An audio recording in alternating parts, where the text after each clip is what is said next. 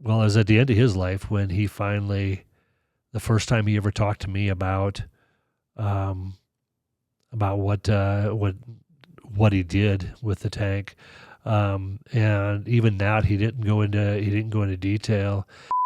And he said, "You drop them grenades out, you better be careful where you're laying those things, rolling them." And then he started getting pretty quiet, and he just got all teary-eyed. And he says, "You got to reach out there," but he says, "You got to be careful because you don't want them shooting you in the hand or nothing when you're shooting out there." And that was when I was like, "Oh, so now I'm hearing more about what Pop's actually, he went through." I used to do stand-up comedy too. Next thing I know, I'm standing in the kitchen getting ready to pour another drink, and I got someone standing over here behind me and by the door, and they're saying, "Yeah, you really think you need another drink?" And I turn around and I'm like, "Who do you think you are?" And there's 3 police officers standing there. And they said, "You're lucky your roommate said he started the fight and he doesn't want to press charges because you just about killed him. I appreciate your serving our country and sacrificing for us." And he looked at me and he just had the tears in his eyes just started coming out. He says, "Really? Nobody's ever thanked me." In fact, I rejected God a couple of times when he was calling me into ministry. And he said, "So now I want you to stand up if God's asking you to do more for his church." Those words, and I have goosebumps. You would see them underneath my sleeve right now. I almost do. Yeah. And I'm like, oh my. And I looked up and I said, "Wow, I got this." And I stood up.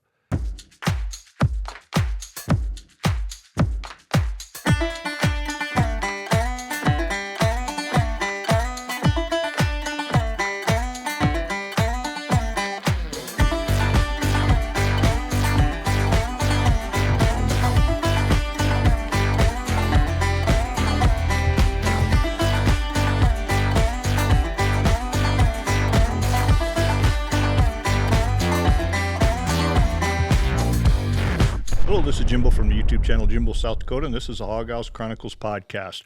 And today I've got a newly formed friend sitting next to me here, Pastor Sheldon Hovaldt, and I met him. We are on a board together called Love Inc. or Love Incorporated in Canton, South Dakota, and that's where we met. Did a little talking. We actually had an extra event that we did with another committee on there, so I got to know you a little bit better. But as some of you that have seen some of these podcasts before, a lot of them, most of them, are military-based with the military members. And we haven't gotten really deep into PTSD or shell shock or, we're not a blood and guts gore type podcast anything like that. But just talking to your regular people that have served in the military. Mm-hmm. And we've got an example here. Pastor Sheldon, he served in his own way because they always talk about the family serves right alongside. So we're going to get into his history with that. But the first thing, we're just going to get down to where you were born and where you were raised, whatever you wanted to say about family. So I was born in Gettysburg, South Dakota, but grew up, we moved to Davis, went to school in Hurley, so nearby here, just a little tiny town. And there's 6 boys in our family. Mom and Dad kept trying, but couldn't get a daughter. So, Dad was willing to keep trying. Mom was not. So, but anyway, no, so 6 boys in the family, so a lot of testosterone. We moved around a bit. My dad was, of course, he was a Vietnam vet, but he was in the guards, and so we were always somewhere close to where the guards would be meeting at and whatever. And so we went ahead and I went to school in Hurley. Just grew up, played a little football in high school, and basically we just kind of had well, it was us boys. We kind of it was everyone fought for themselves, defend for food and that sort of thing. We learned how to defend for ourselves pretty early on, but not a lot of leftovers. Is that what I'm hearing? There was not a lot of leftovers, and there was not a lot of waste. And so, but no, we like any other family, we kind of you do the best you can with what you got, and you just go with it, And so, our family growing up, there was unfortunately, a lot of dysfunction in our family. But for us, we kind of thought it was normal. So that's just the way it was. And we thought that all families live that way. And as you and I've talked before, it got to where down the road, I eventually found out that had a lot to do with my dad's time in Vietnam and in the military. And so, but yeah, no, we, since high school, grew up, well, I think I grew up anyway. Yeah, I'm married, we've been, June will make 32 years we've been married, 2 beautiful daughters, 6 beautiful grandchildren, and so very blessed that way. And grew up in a way that I didn't think that, I certainly never saw myself as becoming a pastor. And at 48 years old, God called me into ministry. And so, yeah, it's been, but before that, I was always in construction, production, welding, manufacturing in one sort or another for all my life otherwise before that. So not anything different from the regular blue-collar family, really, as far as we knew. So yeah, and we were talking hunting a little bit over there when we were prepping for this and stuff. Were all you boys out hunting? Was that a pretty prevalent hobby for you, or what were your hobbies when you were young? Well, my hobby was drinking, but we did. I didn't hunt much. I hunted a little. My older brother, the one he died in a trucking accident a few years back. But I'm sorry to hear that. he was into. He always had 22 and a shotgun and whatever, and he did some trapping around Davis area and whatever. And so he got me into shooting rabbits and that sort of thing when I was a kid. But when I was a senior, my dad tried deer hunting. First time he'd ever hunted, and so we went deer hunting around Davis. And I still remember that really clearly because he used a Mauser 7.62 or something like that rifle as an old Russian just sniper rifle is what he had, and no scope on it, but that's what he used, and boy, it kicked like a mule. And he got his deer, and he's like, I'm never deer hunting again. This gun's too beats you right out. But it got me kind of hooked because then I went ahead and I went deer hunting. Then the next 2 years I went deer hunting while I was there. But then after I graduated high school and Votech and whatever, then moved to Sioux Falls, and I didn't hunt anymore. But then, thankfully, the good Lord introduced me to my bride, and her family hunts. And so I got back into hunting again then, really got into hunting then when I was trying to think back in 94. We got married, so 92. So 92, 93, somewhere in there, I started hunting again and really got into it. And started out with deer hunting and a little pheasant hunting, a little duck hunting. And pretty soon I was hunting all the time and unfortunately spent way too much time hunting, which I know some of us, we don't think there's ever a possibility of that. But for sure. But my wife thought there was a possibility. And so, but yeah, so I got to where, because then I started goose hunting. We did waterfowl hunt. Every year we'd go up to, now I forgot the name. We just went there all the time. Sand Lake Refuge up by there. Mm-hmm. We hunted up in that area for about 5-6 days every year, duck and goose, and then we set it up so it was on opening weekend of pheasant hunting, so that the pheasant hunters would come and chase the birds off the other side of the slough towards us. Mm-hmm. And then we did a little pheasant hunting in the afternoons, and then did that, and then also we would do a West River deer hunt up in Buffalo, Harding County, up by Buffalo up there, in the northwest corner of South Dakota, and did a little hunting up there. Had a great time with that. So we always had deer in the freezer. Always had ducks and pheasants and geese in the freezer, and to my wife's chagrin, she didn't like waterfowl. So, but we had more of that than anything except for deer. So I don't know much about waterfowl hunting, but it seems to me pretty cold and dark and wet and things I don't like, kind of thing. Did that describe it, or how would you describe it? It can, especially if you go in. If you go over your waders, yeah, it gets really wet then. So you have dogs. My buddy had a dog, so okay. I've never had the fortune of actually having a good hunting dog. I had one that I was training, and my daughter ruined that. And so I finally had a dog that I finally got to where he was retrieving, doing stuff. Took him out one time, early season. Early season's not near as cold. Early season took him out, and he did fine retrieving birds and whatever. And so the next time I was going out, my daughter wanted to go along with, and so I had her. She didn't have waders, so we had her in the boat, and then had the dog in the boat, and I was in waders beside the boat. And when I had birds come in, pulled up, shot, dropped a bird, sent the dog out. He went on out and he got the bird just nice and fine and came on back, got in the boat. I was like, yeah, buddy, you're doing good, you know? Mm-hmm. And more birds came in, shot, dropped another bird, sent the dog out. He didn't go. I said, get out there. And he didn't go. And I looked over the third time. I said, get out. And here my dog is sitting in the back of the boat with my daughter, and she's taken off. It was warm enough already. She took off. She had 2 sweatshirts on, and she'd taken one off, and she put it on my dog. And so my dog's sitting there with a sweatshirt on. How old was she? Like the legs through the sweatshirt and everything. She was in high school. And I said, what are you doing to my dog?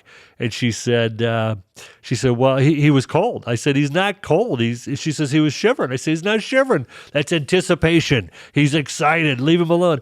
I could not get that dog anything past early season. Could never get him in the water afterwards. Oh, man. So I was like, yep, that just ruined that. So thankfully my buddies had dogs. So, Sure. But so a lot of fun. The duck hunting, goose hunting. Yeah, it's it can be wet. It can be miserable. But usually by that time we were switching over to deer hunting anyway. So it worked out because I like to archery hunt, rifle hunt, and muzzleloader hunt. And so the rifle hunting got to be way too easy. I'd get my deer open in the morning every year, and I've never been a rack hunter. I've got a deer mounted in my office, but I actually only got that mounted because my buddy was threatened bodily harm to me if I didn't get it mounted because it was bigger than any of his family ever got up in Harding County. So, did you ever grind up the meat or process it yourself or with your buddies or family? I tried processing a deer once. Funny because I just was talking to someone else who actually processes a deer at one of the meat lockers, and I was like, yeah, no, I'm never doing that again. But my brother had worked at John Morrell's for like a heartbeat, you know, and so he was a expert, he said, on butchering. So we tried butchering it. He was living with us at the time for a little bit, and so I got my deer and come back, and he's like, I'll just help you. We'll get it. I'll skin it and we'll quarter it out and we'll take it in the basement. I never had deer with so much hair in it. Oh my land. It was terrible. I finally took it in and said, hey, wash this and grind it for me. So yeah, here in the hog house behind that TV, we actually have a gambrel and pulleys up there. So, nice. And we're just not, novices. I got a buddy that has been kind of teaching us. Me and another buddy bought a grinder together. So on that table over there, we'll lay plastic out. Nice. Have the fire going in here, John Wayne on the screen, and just start deboning and stuff here. And then he taught us how to make like the summer sausage and and having the ice bath at the end to stop it from cooking, and then when you smoked it and things. Yep. So pretty fun. So we got an event in here. So if you ever wanted to try it again. Maybe I would try it. Maybe I'll come around or drink some coffee and watch you guys do it. Maybe. Yep. Yeah, you bet. Did you guys do any like wrenching, mechanics, or any of that kind of stuff? My one brother, the one who did the trapping, he was a really, really good shade tree mechanic. He just always for himself and whatever, and which always was to my dad's chagrin also, because it would mean that something that he had bought that worked got tore apart, so he could figure out how it worked. And then my next younger brother did the same thing. I remember my dad bought this riding lawnmower. We never had a riding mower. He had 6 boys. We could push mow. Didn't matter how big the yard was, right? And so push mowers were cheaper, and it kept us out of trouble longer. So, but he buys this riding lawnmower. It's just us 3 younger boys at home now at that point, and because I'm number 4 in the lineup, and so it's just the 3 youngest, and I was in Votech at the time, and. My dad buys this riding lawnmower, works like a top, and he comes home from work one day, and my next younger brother's got it tore, like literally everything tore apart in the garage. He's got parts everywhere. And my dad opens the door of the garage to pull in, and can't pull in because the lawnmower's all over the floor. And he's like, "What did you do?" And Herman's like, "Just trying to figure out how it works." And he's like, "Boy, you better put that back together. It better work." And it did. And stay working. And stay working. And he did. And he turned into a really good mechanic too. So yeah. Nice. So I never wrenched. I'm terrible. I can check oil. I could change oil. I could change a tire, but I'm not a mechanic by any means. Yeah, I do very little. We didn't do any, growing up. My dad worked for the railroad. And so most of my time growing up, my stepdad, because my natural dad got killed 6 months before I was born, so he's commemorated here on the tribute wall also. Those are his dog tags from the Army and stuff. Oh, yeah. And but my mom got remarried when I was 2 years old, so my dad, and he moved us over to Elk Point, South Dakota here from Wisconsin. Okay. So that's all I remember.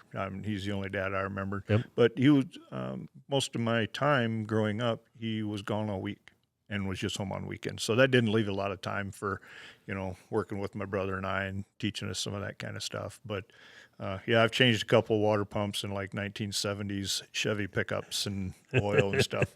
That's about it. Yeah. That's about it. So I did buy a mini excavator. I've made some videos with those. Those are by far the most popular. Guys just love watching that stuff. And I'm just really hoping that it doesn't break down much. But one of the guys on this bar here, we've got that group of guys that do that horseback trip with us every year. Yep. I've been doing it for 29 years. One of those guys is a fantastic mechanic. So Rex, I might call you if I need to sometime here, but haven't had to yet. You always have to have that guy. Yep, for sure. So. Yeah. So, is there anything more that you want to mention about back then? And this isn't chronological. We can hop around anytime, anywhere. If a memory comes, we can just hop back or what have you. Sure. You mentioned that your stepdad being your dad, and that's kind of that's the thing with me with my girls is that technically they're not my daughters. They're not biologically. They're both stepdaughters. My wife was married before, and I'm very thankful that her first husband didn't stay home because otherwise she'd have never got divorced and I'd never met her. So, but my girls are my girls, and so most people, they don't know that they're my stepdaughters until somewhere along the line we end up talking about it. So I totally relate with that. But I'm so blessed because with my girls, when they got married, they're 40. Hopefully I get this right. 41 and 43 now. When they got married, both of them asked me to walk them down the aisle, along with their biological father, who's very much so still in their life. And life has changed a ton, Sure. When you're young, you do a lot of things you shouldn't have done, type thing. But I do. I totally get the whole, it's dad, right? And so, absolutely. Yep, they're my girls. They're my little girls, and always will be. So yeah, well, that's a great testament too that you both walked them down and stuff too. And it also shows healing and things like that, which you're very familiar with, being a pastor. Yep. And being called later in life to that. Yep. It wasn't a young, fleeting decision to do that. No. So that means a lot.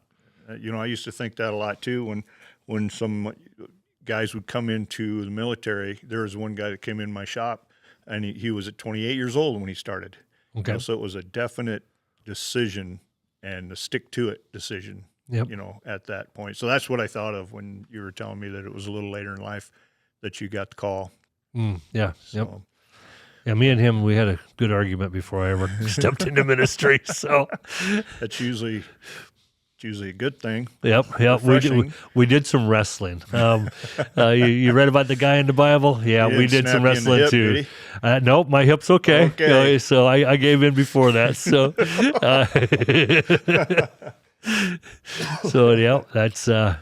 that's a whole. I understand the wrestling with the Lord too. So 100%. Like I said, most of these podcasts have been military members that have served, and you served in a different way. And we started talking about that after one of the Love Inc. meetings. And I think the subject came up because I told you about the podcasts. You might have mentioned your dad was in the military, maybe is what sparked that conversation. But then we talked for 20 minutes. We were the last two in the building there afterward, and I found out how deeply rooted the emotions are, and they have been, and still are to a certain degree, I believe, and we'll dig into some of that.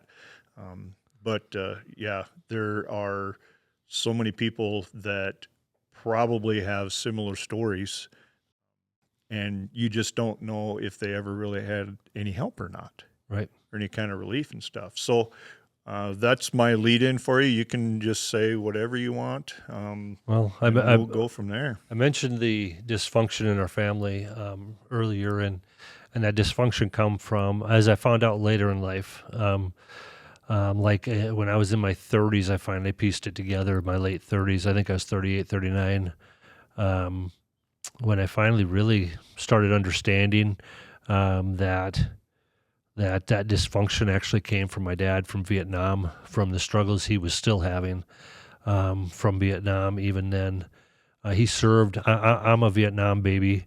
I was conceived. My mom told me I was conceived between tours. He was on 2 tours. 2 of them. And I was born in March of '67. And so apparently in July of '66, Dad was home. So it was somewhere, he'd just gotten home. He was home for a very short time and then went back, signed up to go back again. Signed up to go back? Yeah, he signed up to go back again. You probably have to sign up to go a second tour, He signed up for his first even. So, he did? Yeah, okay. He signed up for both. So I'm the product of Vietnam. So, But so my dad, he did 2 tours in Vietnam. The one tour in Vietnam, he said, I was safe. It was no big deal. He would tell us that it was nothing. And he wouldn't. The one tour, he said it was nothing. It was easy because he was a mile behind the lines, and so he was in supply, and so he was in charge of the supply tent area. So he always was like, that was nothing. Well, then the other tour, he didn't talk about much. And when you talked to him, I knew he was a tank driver. And so when I would ask him, Pops, what was it you did? What happened in Nam, type thing. What were you doing? And he said, oh, it was nothing. We just built roads. And I'm like, with a tank. You don't build roads with a tank. You might knock down a tree or two, but you don't build roads with a tank. How old were you when you first started asking these questions of him? Do you remember? I was first couple times I'd ask him was when I was probably in high school yet, and he was when he was drinking with some of the old non-buddies and stuff, and then he would just get super quiet about that part. He just was, no, we just built roads, and him and the other guys would look at each other and they had the connection. They knew. And then after a couple times asking, then I quit asking. But then later in life, probably in my mid-20s, ask him again about it, and he still, just built roads. And I'm like, and I would just give him a kind of one of those looks like, just built roads, right? And so, not with a tank. And so, but then he's like, nope. That's it. And he wouldn't talk about it, the supply thing. He'd go on and tell you all these stories about how he got in trouble and how he lost a stripe for this and he lost a stripe for that. My dad was really proficient. He had a lot of stripes when he was in, and he lost a lot of stripes while he was in. So my dad liked to party while he was in. And so, and so he would talk about the MPs coming and getting him, but he wouldn't talk about what happened in the bush with the tank. And so, but it was later in life when, it was at the end of his life when he finally, the first time he ever talked to me about what he did with the tank, and even that he didn't go into detail. It was wild. We were watching a movie. It's called Fury. It's about a tank, right? And he's talking about that. And in that movie, it's when that tank is under siege there at the end. They're trying to protect that crossroad, right? And they're there. Those guys are in that tank, and then they're done. But they went and they dropped a grenade out the front of that tank, and to get some of the guys outside, and my dad, we're sitting there watching. My dad was living with us because he was dying of cancer. He did 6 months of hospice care with us, last 6 months of his life with us in our house. He died in our house, but so we're sitting there. One thing that Pops wanted to do, he always ice cream and Little Debbie snacks, man, while we were watching movies, right? So we're watching Fury one night just a few weeks before he died, and probably about 3 weeks maybe, and they dropped that grenade out, and my dad's like, you got to be really careful when you do that. He said, you can blow your own track off. And I said, oh, really? And he goes, I said, that sounds like a voice of experience. And he's like, yeah. He said, you can. I didn't do it, but we saw it. And he said, you dropped them grenades out. You better be careful where you're laying those things, rolling them. And so then he started getting pretty quiet, and he just got all teary-eyed. And then he, as in that movie, then when they're getting down to the end and all that's left is a few bullets, right? And they pull the old 1911 off the up above their head, off the visor, whatever you want to call it there, and they slide it back, and Pops is like, yeah. He said, that's that grinding. He goes, he said, those guns were the most dependable guns. He said, every time you could pull it up there. It didn't matter if it sat there for a month or if it sat there for however long. He says, didn't matter how much grime and whatever, you pull it off there, you just slide that slide. She'd grind just like that. He said, but she fired just nice. Mm-hmm. And he says, you got to reach out there, but he says, you got to be careful because you don't want them shooting you in the hand or nothing when you're shooting out there. And that was when I was like, oh. So now I'm hearing more about what Pops actually, he went through, building that road that he was talking about, Yeah. And but it was right before he died, and then we talked. I tried asking him some questions and stuff, and he just got quiet again. And so, but just knowing that, it makes it even easier for me to understand. And I'm not saying it's right. I'm not saying it's wrong. I'm not saying any of that. It's just is what it is. But it makes it easier for me to understand what happened all those years growing up when my dad was he was a raging alcoholic, and he was he could be very violent. He never ever hit our mom. But us boys, we took a few beatings that we didn't necessarily need. We didn't deserve. We didn't earn. Now there's some we probably didn't get, so maybe it all evened out in the end. You know what I'm saying? Yeah. But my dad, he could be very violent, and but he never ever. I don't know if he never thought he could get help, or if he just thought he didn't need help. In us growing up, we just thought it was because he was a drunk, because he was an alcoholic, and but the reality is as I got older. I always wondered how because I remember us boys. I remember the last time for my dad getting drunk. The last bad time. He's in his pickup, and he's driving down. He had this old red. I think it was a '63 GMC pickup that he rebuilt or whatever, and so it had you could use the pocket knife to start it, right? And it had the button on the floor, and Mom, he was too drunk to drive, so Mom had taken the keys from him and for the other cars, and so Pops is out there, and he hops in old red, and he takes off, and she's like trying to get him to stop, trying to shut it off, reaching in and whatever, and he just pushes her away, and she's hanging on. And thankfully, when she fell off the running board, she didn't go under the pickup, but she went away from it into the yard, thankfully. And Pops took off and went downtown and got more booze. And it just was, I remember Mom coming in the house, and us boys four of us boys were sitting upstairs in our room. There was only four of us at home anymore at that time. And us three youngest ones sitting there, we're just crying, and we're just like, I just hope she divorces him this time. We just need to get rid of this, and we'll go live with Mom. And my next older brother was like, he's like, I hope they get divorced too, but I'm going to go live with Dad. He says, but I just remember that, and so many of those kind of nights, and used to be that I was very bitter about that, because doesn't he love us? Doesn't he care about us? Why doesn't he treat us better? And the only time we heard that he loved us was at the end of the night when he's in bed bawling, and about how he's really messed up so bad and whatever, calls us boys in and lets us know how much he loves us, Mm-hmm. And we're like, yeah, he loves us when he's drunk after he's got done beating somebody, but that he didn't love us before, Right.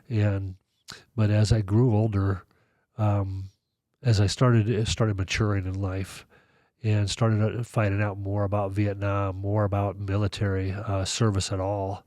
And my family's loaded with military.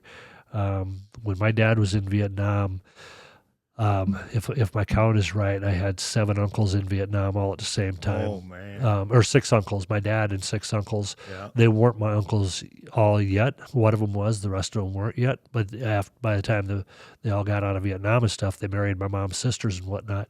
And so is all my mom's and her sisters all married military vets, Vietnam vets. And so a lot of military there, as well as some on my dad's side, as well as my brothers and cousins and stuff. But so anytime, and that's actually, I think, how we got talking about it, was because I thanked you for your service that night at Love Inc. And I think that's how we got talking about it, because I've learned that,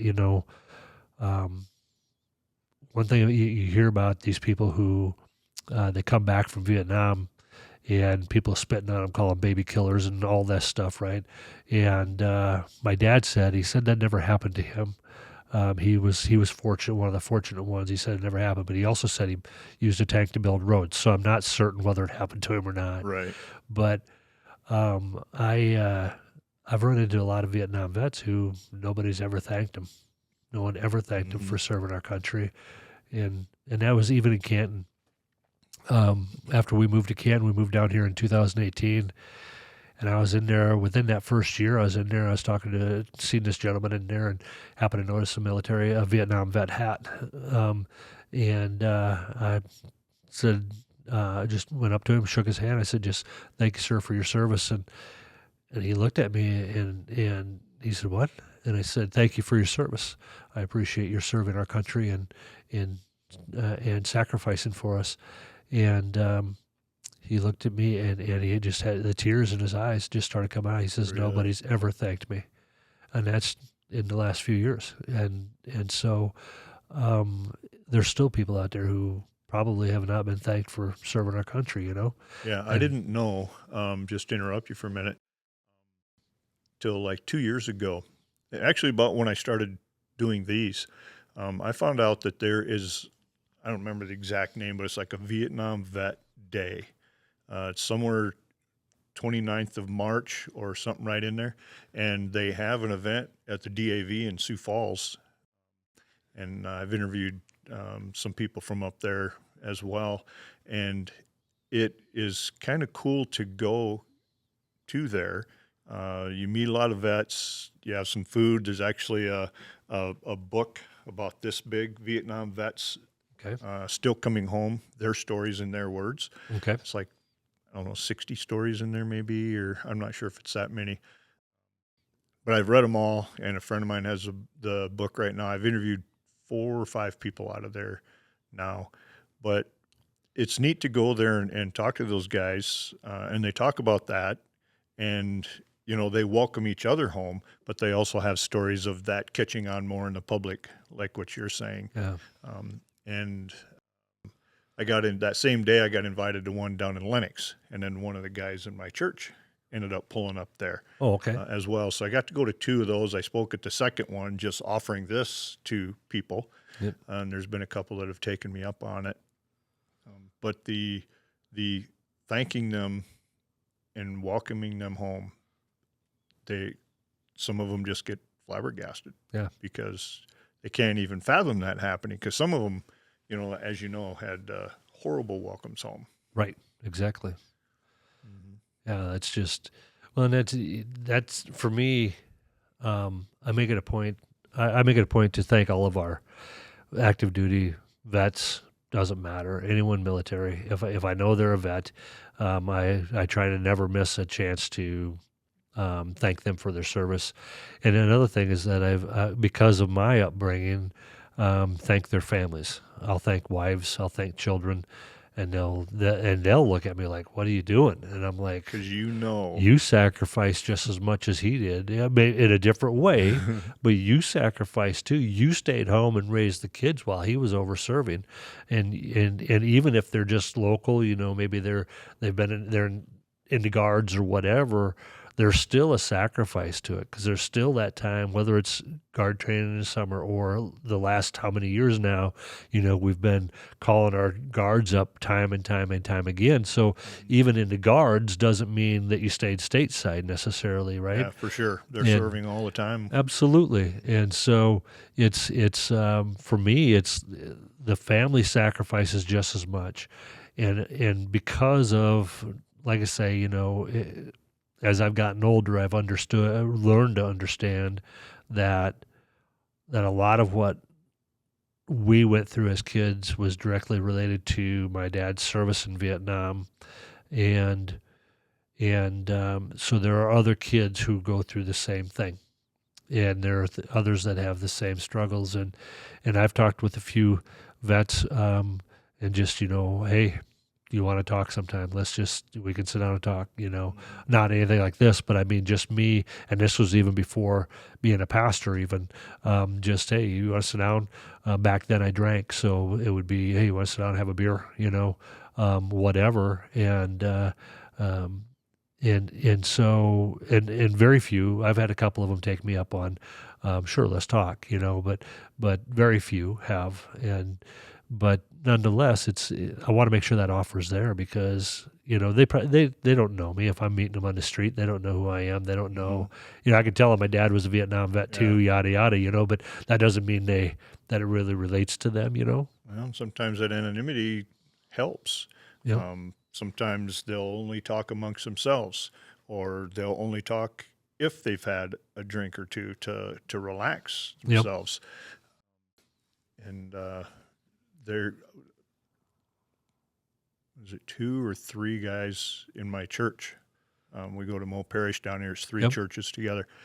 And the way one of them described it is even when they got together, they took advantage of like the GI Bill and all that kind of stuff together in classes. And even they didn't talk about their experiences much together. Yeah. And it was kind of amazing that I heard later on that after those 2 interviews, like months later, because there's 3 or 4 of them, they'd still get together. I heard through the vine that they did start talking about all their stuff with each other on that. Yeah. And that made me feel good that they're doing that and just building that camaraderie, but just feeling that people care, more civilians are paying attention. Yep. And one thing that I didn't mention on that Vietnam Vet Day is as far as MIAs, there's the state of South Dakota, and they're tracked. There's still, I think, 7 guys missing, and part of their ceremony is they have the 7 flags, their pictures, their stories up there, and if any of the remains get recovered and stuff, then they'd have a ceremony and retire that flag and stuff, which is pretty cool. Yeah, for sure. The ultimate type of coming home. Yeah. The ultimate sacrifice and homecoming. Yeah. Yeah. For sure. So when you were growing up, was he pretty steady on his behavior through the whole time you were growing up, or did you have better times and worse times, or did it fluctuate, or was he pretty steady that way? It was pretty steady because, he drank until I was a senior in high school, and then he found Jesus. My folks, we went to church all the time anyway, and whatever. I always tell people we were good hypocrites because we'd go to church, but then on the way home from church, we had to stop and get booze because we were getting ready to party again in the afternoon. But he was, so it was consistent all the way up to that point. then the winter of 84, 85, he went to some seminars in Sioux Falls, and then that's when he joined the church. Then he quit drinking, quit smoking for a little while. But when he quit drinking, then that made a huge difference. But he still had that temper. It just didn't get triggered as easily because the booze didn't trigger it. Because you get that fire water going on. And my family, all of us we've always been good on beer, but you hit the booze, and now it's a problem. So, and so yeah, it was very much so consistent, and he worked for my uncle, which was one of his Vietnam comrades, right? Buddies. Right. And so, so when he worked for him, then they would go and they'd hit the firewater and stuff, and they would just then he'd come home, and if you said the wrong thing, whatever, it happened, right? And so, going through high school, and then when we moved out of there and we moved up over to this area, over to Davis and stuff, because that was out by the Pier area, and we moved over to Davis. Then he ended up, there's some other Vietnam vets friends of his that lived over in Parker and Hurley and whatever, and so then we still had them to get together with, and then he met up with another partier in Davis, and so there was always someone to party with. So as long as there was someone to party with, there was always the option for if the booze came in. As long as they stuck with the old Milwaukee or whatever, they were. There's a plug, but they were fine. But if they hit the booze, then that was when it went ugly. So there was a bunch of laughing and stuff going on if they didn't hit the hard stuff. So it wasn't all doom and gloom talk kind of stuff. Right. But they would joke around, and unless they got onto the hard stuff, then maybe more of the real stories and feelings came out. Yeah. Yep. And I just think that it was, and a lot of times it'd be like, if Mom would say something, she'd want to go home, right? We don't need to, let's go home, let's call it a night type thing. No, it ain't time to go home yet, woman, and then he'd get all fired up. And then if us boys tried saying anything, hey, Pops, come on, let's go home. Well, back then we called him Dad, but Dad, let's go home. And he'd get all fired up at us, and you go sit in the corner, go be whatever, and we were raised, kids are supposed to be seen and not heard. And so anytime you spoke up, then you ran the risk of, you might get a swat against the head, at the very least, you're going to get a scowl and a growl. So, but yeah, but usually again, it was if it was on the booze, but it's the beer. He could almost always on the beer was not a problem, but it was rare that it was just beer, because someone always had to bring either schnapps or whiskey or whatever. And so there was something always there. And back then it wasn't the term PTSD. Right. It was the term that you used when we first talked was shell-shocked. Yeah. You dealt with a shell-shocked dad. Did you have any coping mechanisms or anything? How did you try to personally, emotionally, intellectually survive that? I turned to alcohol. That was, in fact, all of us boys turned to alcohol. Before graduating high school, or did that hit some beforehand? Yeah, no, actually, I started drinking with my older brothers when I was 11. They were, I don't know, they were in high school, and because I'm trying to think, Clay's trying to think how old he is. He's old. He's sorry, Clay. Oh shoot, he's not quite as old as my wife. He's 2 years younger than her, so he's 6 years older than me. So 64 he'd be now. No, 64. So he would have been at that time, he would have been 17, I mean. And then my next brother was 16, and then the next one was 14. And but I was drinking with my two oldest brothers. We'd go partying and I always worked. I wanted to be away from the house, go do whatever. I wanted money to spend, but it was also get away from the house when I could. And so always mowing yards, working for somebody, doing chores, whatever type stuff. And then we'd go to Sioux Falls and spend our money, and which meant we were going to Sioux Falls to drink and have pizza. Yep. And so I started drinking with them when I was 11. When I was 13, I started drinking with my parents. We were at a house party in Davis, and I went up to Mom because I knew she was the easiest target, and I went up to Mom and said, "Hey, Ma, can I have I just want one drink." And they had, I don't remember what it was, some kind of a wine cooler type thing. And so she's like, "Well, I suppose you can have one," she goes, "but not any more than that." And I said, "Okay, thanks, Mom." So go and have one, and then I'd go to Pops and I'd say, "Dad, can I have one drink?" And he's like, "Well, better talk to your mom first." Yeah, I said, that's "Well, what I Mom thought you were gonna say." Mom said it was okay if I could have one." And he goes, which I didn't tell him I already had one, Yeah. and he goes, "Yeah, I suppose you could have one, right?"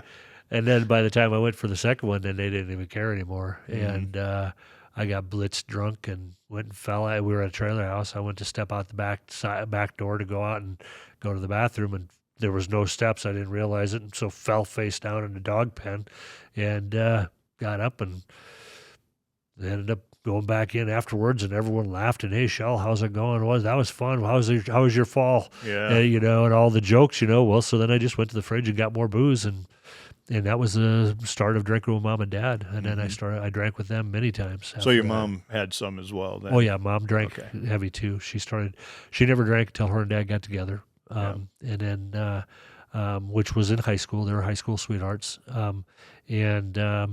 Then she just never stopped until they my senior year, till they found the Lord. So, but yeah, so she and she wouldn't drink near as much as him, and she Right. never got rowdy.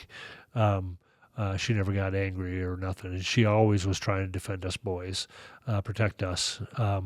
And even on the days when we did something stupid, Mom would she'd either say, "Well, you earned it," or she'd say, "Dale, come on. Mhm. They don't need to do that. Stop, please stop," And she'd be begging him to stop whacking on us or whatever. And so, but yeah, it just so yeah, that was our coping was party. And so it was Davis, South Dakota. Went to school at Hurley. There was nothing to do but party. right? Party and so- distance. Yep. And so just never around, just went. And from that, kind of caused us to our family is not very close. I mean, we're close. Like my brothers and I, we're close now, but we don't, we hardly ever see our cousins, that sort of thing. It's not like we never did all these family reunions and stuff when we were growing up.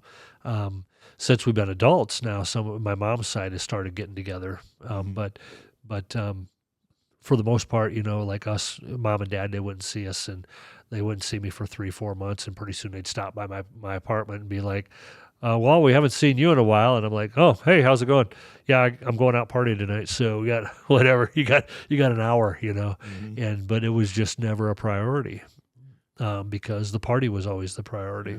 And so, Being exposed to all that, did you notice any things in yourself, like emotions jumping around or any of that, almost like projecting onto you? Or you taking on some of those? Like me, myself, I've had a temper ever since I was a kid. I know that. But did any of that affect you, you think? Yeah. Or yeah, for sure. My earliest memories of me, the earliest things I can remember is me fighting with other kids at school and whatnot. My absolute earliest memory of me is I had a girlfriend in kindergarten, and no, I take that back, first grade, and a little more mature. yeah, I was much more grown up, and so we were playing this game at school, and it was catch 'em and kiss 'em, and us boys, we you chase the girls around. If you catch the girl, you get to kiss them. But I had a girlfriend, so it was okay for me to catch other girls and kiss them, but nobody ever catch my girlfriend and kiss her, right? Mm-hmm. And so, and there's this one boy who, and I was the tough guy in our class, and this one boy went in, he caught my girlfriend, and he kissed her, but when he did, she had pierced ears, and he ripped her one earring out, and so she's bleeding and crying and whatever, and she was trying to get away from him, and so I seen her crying, and I seen the bloody ear, and I was like, "What happened?" And she told me, and I went over and just started pounding on that boy. He tried running away from me, so he got about halfway across the park or the playground. And I got on him and I started pounding on him, and the bell rang and whatever. And the teacher said, all of a sudden the teacher came over and tried pulling me off and couldn't. And I had my legs tucked underneath this kid, and I kept on pounding. It took 3 teachers to pull me off this kid and get us separated. And that's my earliest memory of me. And then so many other memories of that as well. My temper was such a huge issue. And it was consistent in all of us boys. My oldest brother didn't as much, but the one who died, my second to the oldest brother, he was the tough guy, always the tough guy. He's the one all of the rest of us wanted to live up to be. We wanted to be just like Troy, but it was all, and for him was the same thing. All of us get to the whiskey, and it's a problem, and so. People knew if they wanted us just to laugh and have a good time, we buy beer. And if they might want to get a little rowdy, well, then let's get some booze involved. And so yeah, all of us boys, we had the same thing growing up, and all of us have had to work our way through our tempers. And so, and that's I'm just so thankful God took the booze away from me, and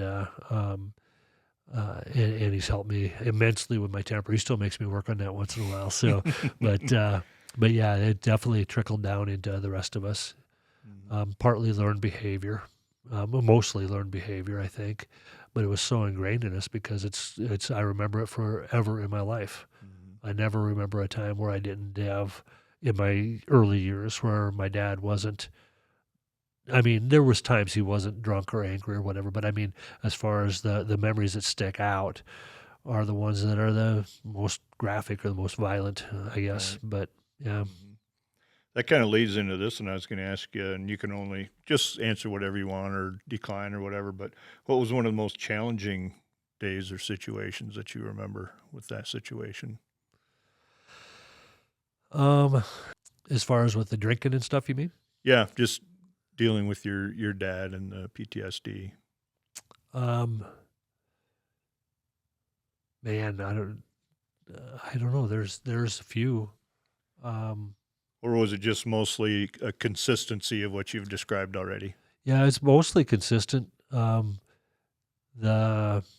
toughest part to deal with would be when he was, at the end of the night, when he was coming off the booze, and when he's laying in bed and he's crying and he's just bawling his eyes out. And the reality is that I think that more of it came from Vietnam than it did from that day's drinking. And again, I didn't know that then, but looking back at it, I see it now. But that he, because he would always talk about, man, I can't ever get it right. Man, I keep messing up. I keep blowing it, whatever type thing. And there'd always be some hint back to the military, back to Vietnam or whatever, even though he wouldn't necessarily say it, but just some of the things he said was like, well, that's from back there. That's not even from today, Yeah. And that was the hardest part, was because it's harder for me now, or was harder for me now, because I realized how much I judged him, how much there was a period of time that I would say I hated my dad. Even though I loved him, there was a part of me that hated him. And knowing now, it's like, man, I just didn't understand. I didn't know. And people talk about my dad being so hard to how can you love him? How could you put up with him? How could you, and, and I'm just like, well, 'cause he's my dad. I don't know how not to love him. Even in those days, as much as he would make me so angry, and I would say I hated him, and I believe that parts of me did hate him. I still loved him nonetheless, and just because he's my dad, I don't have another dad. I don't have a choice, right? I don't have an option. That's the only one I know. And I'd been to church enough that I understood that God gave me him for a dad, so that's my dad, so I better love him. Right. And I'm supposed to honor my mother and father, right? And so, but so yeah, just now knowing that, just knowing that, man, there was so much that if he'd had help, if he'd had help, which my dad was pretty prideful, and so would have been really hard to get him to accept help, especially in his earlier years, in his earlier adult years or whatever. But he maybe in the last decade or so of his life, he maybe would have, if someone would try to talk him into going, but no one ever did at that point. Yeah, it just, the difficult parts really is looking at myself and saying, dude, you have no idea what he went through, and you're judging him on that. You're saying he was so bad on that, which not an excuse to, I don't think Vietnam is an excuse for someone to be a jerk, right? I don't think it's an excuse for someone to be mean. But the reality is, if they don't have any help, trying to deal with whatever they had, whatever went on, and everyone went through something different, right? And so if they don't have any help going through that, that's where I'm like, man, I wish they would have had more help. Yeah, because what I was hearing was when he was saying that at night and the crying and coming off the booze, and he was mentioning the past, it didn't sound to me like he was using it as an excuse or justification. No. It was the reason, right, which is different than an excuse, an explanation. Yep. Kind of thing. So I can understand that, but just the confusing feelings that also gave you guys. Right. And we're going to get into what you do now and being a pastor and how that came about and stuff. But that I was going somewhere with that. I just lost it. I had a tie-in. Oh, welcome man. to my world. Yeah. One of the things was I saw one of the questions down here was the way you kind of alluded to it there is even at this point in your life, would there be any type of help that you would want or need or maybe seek? Or have you come to terms with all of this, with the path that you've taken in becoming a pastor and being the age and maturity level that you are? Right. Is there still something that maybe could help you? I don't know that there's anything as far as tied to my dad. I don't know that there's anything that could be. I mean, I'm not saying there isn't for sure, but I don't think so, because there's been so much. I've had so much personal growth in understanding, looking back at the past, right? And now I understand so much of it that I didn't know before. And with a lot of my classes for ministry, it helped me to understand some of those things as well, right? Right. And so, but I think there's a lot of children of vets. I think there could be a massive amount of help, and if there'd been help for us back then, back even in my early 20s and whatever, if there'd been help for us then I think that would have probably been very beneficial. And I probably wouldn't have turned into a raging drunk for 30 years of my life. Mm-hmm. So, but yeah, no, and there were so many things in life that, my father with his drinking and all that, and then there's other things in life that happen, right? And so, being able to cope, learning to cope with all that just has been very eye-opening. But I think that it would be huge for, and I know some veterans who their children do go seek some counseling or whatever. Because there is help for them. Yep. Things have really progressed a lot. Yeah, in way that manner. different. Yep, way different now than what it was before. Mm-hmm. And before, I mean, of course, like you said, it wasn't PTSD; it was shell shock, right? And it seemed like they didn't really want to call it even shell shock, unless. I mean, like unless you were you got injured in it or something like that, right? Mm-hmm. And it seemed like that. Well, if you were just there and you just did your job, then you just do that, right? Yeah. And so, even back, so taking care of the kids when they got home, when Dad got home, or Mom, there were ladies there too, but taking care of the kids when Dad got home. Well, that wasn't anything they even thought about. It's just like, well, no, if he doesn't need help, then they don't need help, right? Mm-hmm. And so, but that's Right. not necessarily true. And I think even spouses, could use some assistance because, For sure. Yeah, without a doubt. That's for me. Like if there had been help from my mom too, right? Could have been so much could have been done so much differently. And I'm not complaining. I'm not whining, right? It is what it is. It's life. Mm-hmm. But I'm just saying, though, if we can learn from our past, which is always a wise thing to do. So, knock off some of the masculinity. More and more people are like, it's okay to ask for help, Right. and accept the help. Yep, That's exactly. even more than Yep. just the ask.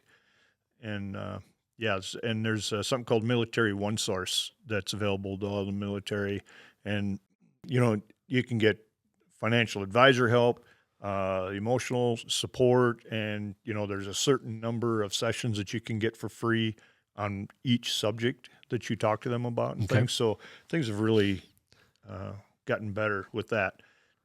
And I just had my annual VA physical today. I've been doing it since 2010 after I come back from my last trip in Iraq. And I know I've had a temper since I was a kid, but I also mask it with fun and laughter and things like that. But today I had my first session at the VA on basically like anger management type thing. Okay, yep. Things welling up inside of you. And I don't have a blood and guts military story, but just 35 years of what I considered a fairly high pressure job position and stuff. So my wife and 2 daughters, the only people that knew this until now, that I am going to go talk to some people about it just for, standard living things of not flaring up when somebody cuts you off in traffic, the classic example. Yep. Things like that, when you react, even if it's just in your head and you either cussing out somebody else or yourself, why does that happen? Why, and I look at people like you, and I've known you for a little while, but we haven't spent a ton of time together and stuff. But I can just tell that by being around you, that you've adjusted a lot of that stuff, and you always have a smile on your face. And I like when you send your text, it's not good day, it's God day. Yep. I notice things like that, pretty cool. And you're always very concerned about other people. And that's one thing that I've noticed through the years, and even go through some training in the earlier military, that it can help you with feeling the responsibility for others. And you're at Celebrate Church, right, Correct. Pastor? Yep. Correct. And I can see where you've adjusted through all the stuff that you've talked about, and we'll talk about how you became into a pastor, how you got the call and stuff, and how that's helped. But I can't help but thinking that has really helped you with that decision, how you came to it, and now you're also helping others in a big way, right? And I just thought. I just want to commend you for becoming a pastor, and the later in life thing there too. I think it's pretty solid. So thank you for your service. Yes, absolutely. And continued service. Yeah. He had knocked some edges off first, so it took some doing. So for sure. But yeah. Yeah. Did you want to go into some of that, or this is all totally up to you what you talk Sure. about or don't? Yeah. No, a lot of my I now know that a lot of my life, my upbringing, led me to where God was calling me to. And I didn't know that at the time, obviously, but in fact, I rejected God a couple of times when He was calling me into ministry, and I flat out literally said no. And so, but the one thing I found is that my alcoholism, my violent temper, and when I was in high school, I used to do stand-up comedy too, and I got into that because, well, I was a bouncer at a comedy club, right? And so, and they did a funniest person contest, and I thought, well, I could tell jokes, because when I was in high school, in order to try to get out of some of the fight, I didn't like fighting. I didn't like being angry. I hated it. And so I turned to humor, and I laughed and joked my way out of so many fights. I only actually had 2 fights, and one of them was my brother and I got jumped by 4 other guys over in Viborg one night, and it's like we didn't even do anything. They were waving at him as we're doing loops, whipping, Right. taking the loop and whatever. Cheating around their turf. We pulled over. Well, it turns out my younger brother, I just found out a month or so ago, my younger brother had a beef with one of them, and he'd never confessed that before. And so we get into this big old fight. But anyway, so I had turned to my humor anyway, right? Trying to get out of fights and what have you. And so then did the whole comedy thing, and that helped. Did well with that. And then after that, though, with the fighting and whatnot afterward, I actually since walking away from comedy and whatever, that's when I walked away when I met my wife. I had the chance to either go professional or settle down. And I had met this woman who had these 2 beautiful daughters, and I had a chance to go on tour over in Wisconsin and Minnesota and stuff with this company, do a year-long tour with them. Wow, and that's cool. I said I need to think about that, and so I was telling, my girlfriend at the time, I fairly knew, we'd only been together about 6 months, but I knew it was the woman I wanted to marry. And I was telling her about it, and she goes, "What you going to do? Because I'm not going on the road." And I said, "I know, I figured that." And so so I went back and told him, I said, "Well, thanks for the offer, but I'm going to have to turn you down." And so I stayed home, stayed back here in Sioux Falls, but so then, it was, I would lose my temper. I still struggled with that. I had more trouble with it then after I quit doing comedy. I used to watch sitcoms all the time, and my daughters and I we'd watch, we'd laughing and whatever. And my wife finally said, you need to stop watching those. And I said, because I would be like, "Why don't you come sit down? We're all having fun." And she said, "No, you need to stop watching them." I'm like, "Why?" And she said, "Because when you get done watching George Lopez, you start treating me like his mother." Really? Yeah, and I was, because it was funny when I watched it. And she's like, "You realize how derogatory he is towards his mom? You're doing that to me." And I'm like, "Oh." And so I don't watch sitcoms anymore because I start doing it, And she didn't mind when I was doing Tim Allen, but she didn't. Some of the others, it gets to be where it's like, "Oh, okay," Right. And but anyway, so then then that's when I got into, and I hadn't been drinking when I met my wife. I was less than a year. I was about 6 months into sobriety, because I'd gotten into a fight with my roommate, and when we were drunk, and he was having a housewarming party, and I got into a fight with him, and I was dancing with a girl. There was this cute girl at the party, right? And I had no idea. I knew he had a new girlfriend. I didn't know who she was, never met her. And so there's these two girls that are there, and the one's cute, the other one was okay, but so I thought, I'll go dance with this girl, and I don't dance unless I'm really drunk, and so because I can't dance. So, but so when it started dancing with her, and he came over and he was mad, and he pushed me and knocked me down, and I'm like, "What are you doing?" And he he goes, "I'm going to kick your tail," right? And I'm like, "Oh no, you're not."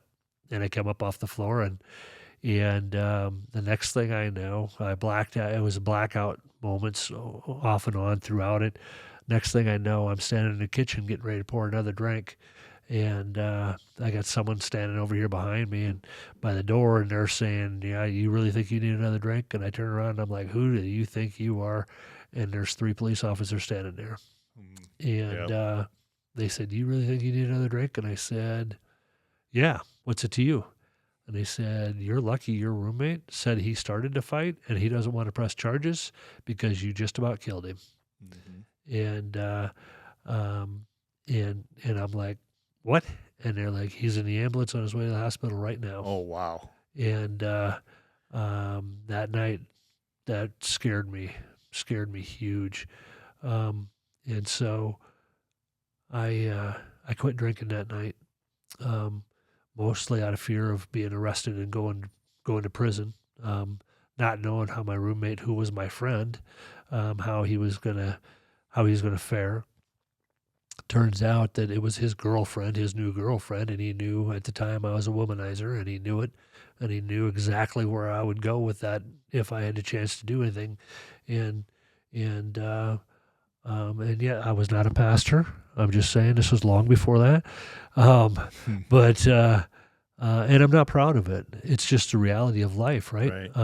It's who I was, who I became, who it evolved into, and so I went ahead and I quit drinking, and it was shortly after that, a few months after that, that I met my wife and we started dating, and we got serious, and I stayed sober for 2 years. On our wedding day, which was not quite 2 years after we met, or after we started dating, on our wedding day, our wedding night, I still was sober then, but it was like that night I started talking to the wife about, or actually that week I should say, I started talking to the wife about, I think I could handle a beer or two, and I think it'd be all right. And she said, "Yeah, you'll be fine." And I'm like, "Oh, but if I have more than 2," I said, I'll just quit completely." And she's like, "Okay." And so I said, "And then if I have more than 2, you need to let me know.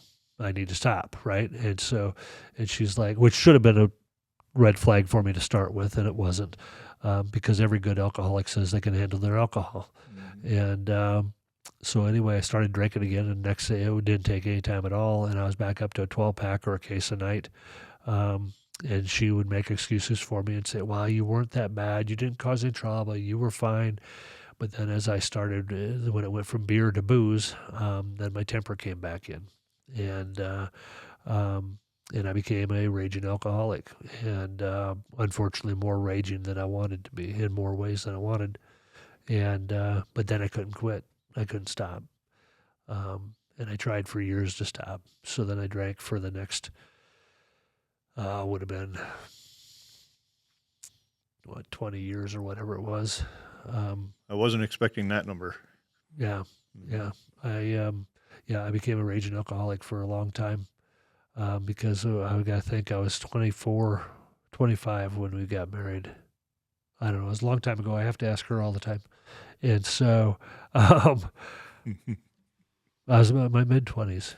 Trying to think. We got married in 94. Yeah, plenty long though. So I would have been 27 when we got married. So 28, probably 28, maybe 29 when I started drinking again.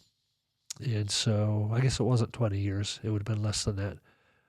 Would have been about 13 years, 12 or 13 Still years. quite a while though. Yeah. To go back into something. Go back into it. And it didn't take me, it literally took me a couple months, and I was back to where I had been before, if not worse. And she never knew me when I was that way before. And so, needless to say, got awful strained on our marriage. Right. But she never The alcohol was never an issue for us. We almost got divorced once, but it was never because of the alcohol. It was just because we were dumb. We to this day can't tell why. That was a God thing. He saved our marriage, rescued us.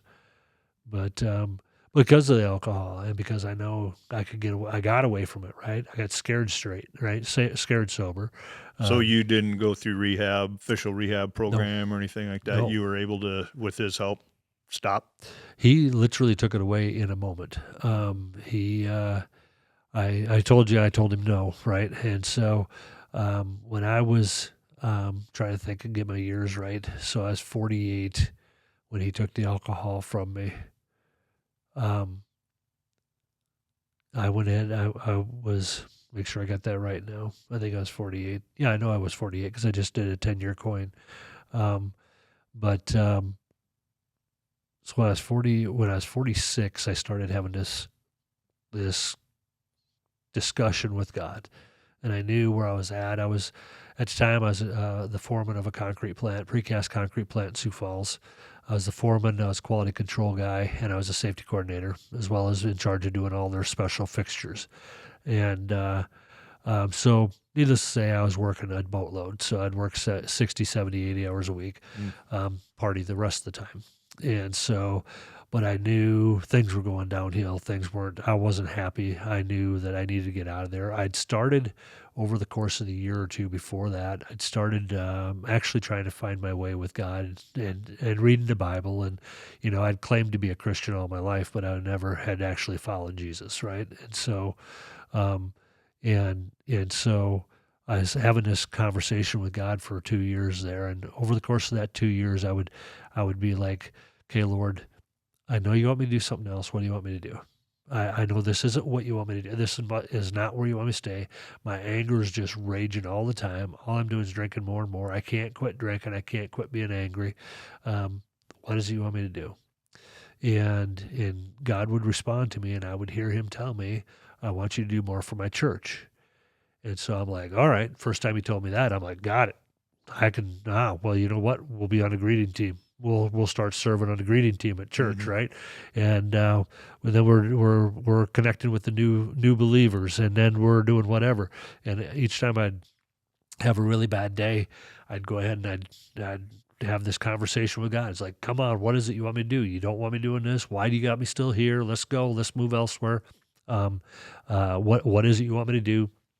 And he would respond, I want you to do more for my church. Well, okay, fine. So now we're going to serve at like the Tim Tebow, what do they call that now? I lost it. Night to Remember that he does for special needs folks. So it gives them a prom. Right. And so we're helping out with that because our church up in Sioux Falls was doing that. And so we're like, yeah, let's do this. And so we're doing that. We're doing all these different kinds of events and whatever. So not only serving on Sunday morning, not only we were leading a life group, a Bible study, and not only that, but now we're doing all these special events as well, right? And so I'm doing more for his church, right? And so... and things were still going the same. It was just the same thing over and over. And so I'm like, man, you got to be a little more clear with me because this is not happening. It's not working. But at least about a year into it, he finally, I was like, I'm supposed to be going to school for something. What am I supposed to go to school for? Okay, I can go to school. What do you want me to go to school for? I don't know what to go for. And never an answer, just more of, I want you to do more for my church. And I'm like, that's not helping me. And so get down to the end of that 2 year mark. And we have, my wife was an interior painter, and as her business partner had a company called Painted Ladies. And so they did interior painting, full finishes, all that stuff. And so we'd get together with her business partner and her husband, who was a dairy farmer. We get together at their place every couple months or so and have dinner and whatnot. And so we're over there, and he's out. He's in the dairy barn yet. And so we're waiting for him to come in, but dinner's ready and whatever. And so we're having hors d'oeuvres and drinks. And she comes over, Noreen comes over to the table, and she says, and she knows, they know that I'm having this struggle, and I'm trying to figure out what God's telling me to do. And she's walking over there, and she knows that I know I need to go back to school, but don't know what for. And she's walking over the table, and I'm taking a drink out of my beer, right? And so she says, Sheldon, have you ever thought about going to seminary? And I'm like, I just about spit my beer out all over. I said, I just about washed your table with this beer. I said, what did you just say? And she goes, have you ever thought about going to seminary? I said, Noreen, you've known me for 18 years. You know how I party. You know how I talk. I told all the jokes, even though I was that good Christian boy, right? Telling all those jokes, taking God's name in vain, all that. So I said, you really think God's going to use me in ministry? And she's like, I just think you'd be a good pastor. And I said, we're not talking about this anymore. I don't care what we talk about. We're talking about something else, and Ron better get here pretty soon because we're not having this conversation. To just totally shut it down. Mm-hmm. The following week, a good friend of mine, he's actually part of our congregation now, and he actually was a classmate of mine in school. I've known him since 5th grade. Dear friend of mine. We would get together with him and his wife also, and so we're over to their house the following Friday at their place, going to have dinner. It was their month to host, and so we're sitting there having beers and whatever, and they're bringing over. We have hors d'oeuvres already, and they're bringing over dinner because it's ready, and as they're coming on over, and they know the same thing, my 2-year struggle going on, and I'm sitting there drinking a beer, and Brian says to me, he says, Sheldon, he says, I'm just wondering, have you ever thought about going to seminary? Brian and Shauna had never met Ron and Noreen. They'd never met. They knew of each other, but they never talked to each other. There's no way they could have talked. Mm-hmm. And so 1 week apart, Brian asked me the exact same question. I almost spit my beer all over their table as well because he waited till I was taking a drink. And I'm like, dude, why would you even ask me that? And I just met Brian yesterday. Oh, did you?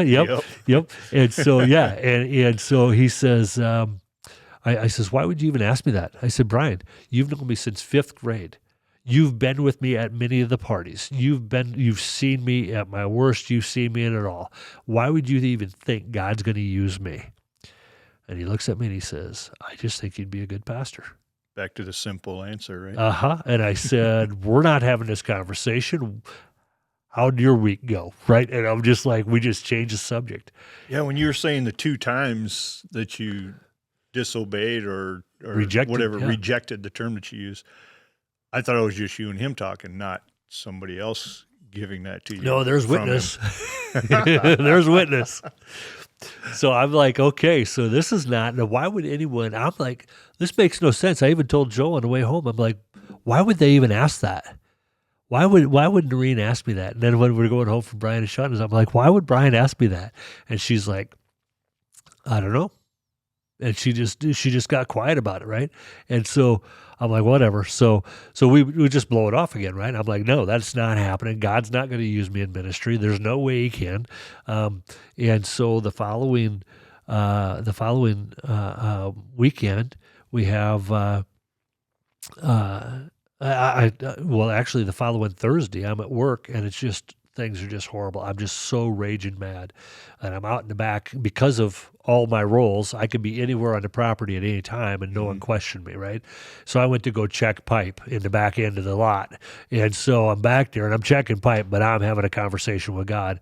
And I'm just so mad. And I'm like, you keep telling me you want me to do more for your church, but I know you want me to do something other than this. I know this isn't what you want me to do. I know all this does is fire my anger. Every day the boss is trying to make me mad, this, that, the next thing, because he would do things and just needle me. Right. And I'm like, every day.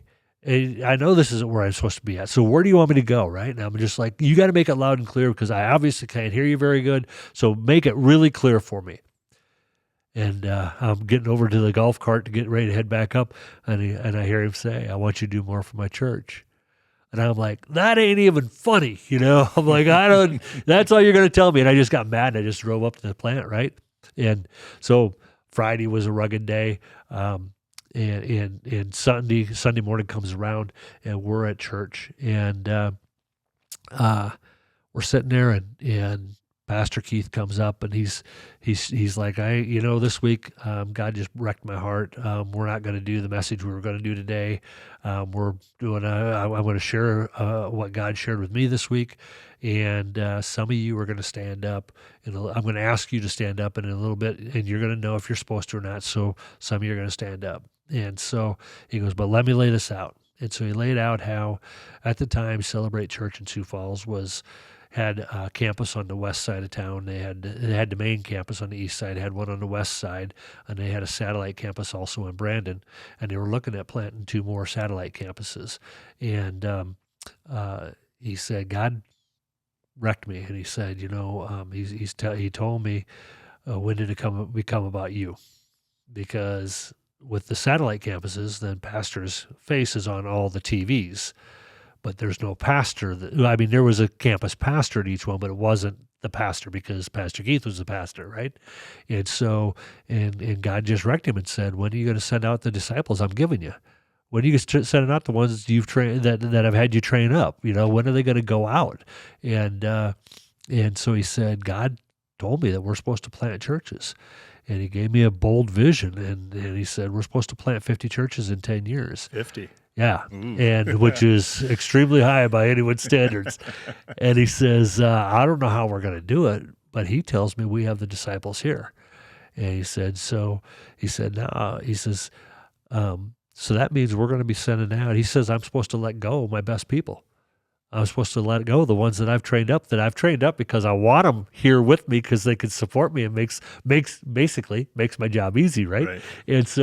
And he says, so I'm supposed to send them out. He said, whoever he's calling.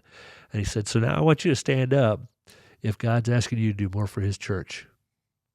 Those words. And I have goosebumps. You would see them underneath my sleeve right now. I almost do. Yeah. And I'm like, oh my. And I looked up and I said, wow, I got this. And I stood up. And my wife, I found out months later, my wife was sitting there going, sit down, you fool. What are you doing? And I'm like, but I stood up and I'm like, and in that moment, I just said, God, now I hear you. Mm-hmm. I'm all in. I'm all, whatever you want. And it was in that moment that I've heard people talk about a warming of the heart. Right. And I had a warming. Literally from my chest, it just radiated out when I said, I'm all in. It was the first time I'd ever said it from the heart. And when I said, I'm all in, Lord, I just warmed from there to every extremity, tip of my toes to the bottom of my feet to the tip of my head. And just fully warmed me. And in that moment, he took away the alcohol. And we went to it was November of 2015. And, so that meant it was football season. Back then, I watched the NFL all the time. And my 2 younger brothers did too. We would get together at one of the 3 houses, and we partied every weekend. Mm-hmm. And so we went to Hy-Vee after service. And I'm like quiet. I'm like, I don't even know what this means. I just know that he asked me to stand up, and I stood up, and I'm going to now get answers.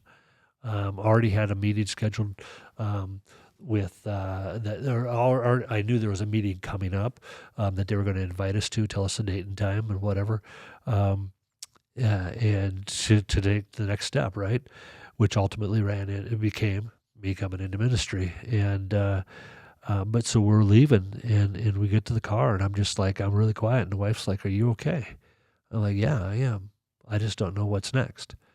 And we went ahead and we went to Hy-Vee, and we're going to get food, whatever we were going to cook on the grill, and then our own drinks. And so she goes, "Okay, I'm going to go over to the wine shed or whatever, the beer room, and I'm going to get drinks. What do you want to drink?" And I said, "Take a couple of Gatorades, Powerade, Gatorade, whatever's on sale. I'm cheap that way." And so she's like, "Okay. So what do you want to drink?" And I said, a couple Diet Cokes or Diet Dr. Pepper, whichever one's on sale. And you can get me a couple of those too. That'd be fine. I mean, we're going to be there all afternoon, right? We're going into the evening. So, and she's like, okay, so what do you want to drink? And I said, if I need anything other than that, they'll have coffee or I can have water. And she goes, booze. Get your own booze. She goes, I'm tired of asking. And I looked at her and I said, I don't drink anymore. And she said, since when? And I said, since this morning. I said, I don't drink anymore.